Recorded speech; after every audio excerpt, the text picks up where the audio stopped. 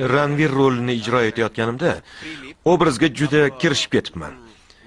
Tashqi ko'rinishim ham haydovchining o'g'linikidek. Kiyimlarim oddiy. Bir kuni qiziq voqea sodir bo'ldi. Tasvirga olish tugagach, uyga qaytayotgandim. Bir yosh katta kishi qo'lidagi qopini yonimga qo'ydi-da, "Ey, qopni ko'tar" dedi. Avvaliga menga ish buyuryaptimi deb jahlim chiqdi. Keyin o'zimni bosib, shunchalar rolimga kirishib ketibman-da deb o'yladim. Va qopini ko'tarib aravasiga qo'yib qo'ydim. Birozdan so'ng chol meni tanib qoldi shekilli, mendan uzr so'radi. Kiyimga qarab, qayerda ishlashingni tezda bilib olishar ekan. Men esa xizmatkor Ranvir ko'rinishida edim. Shunaqasi ham bo'p turar ekan. Ranvir oddiy xizmatkordan boy ishbilarmonga aylanib ketibdi-da.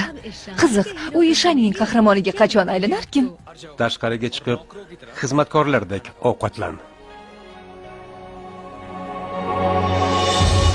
Ablah. Bu gal nima qildim? Kimni xizmatkor deyapsan? Xizmatkorni xizmatkor deyman-da. Noto'g'rimi? Qanaqa odamsan o'zi? Odob nimaligini tushunasan?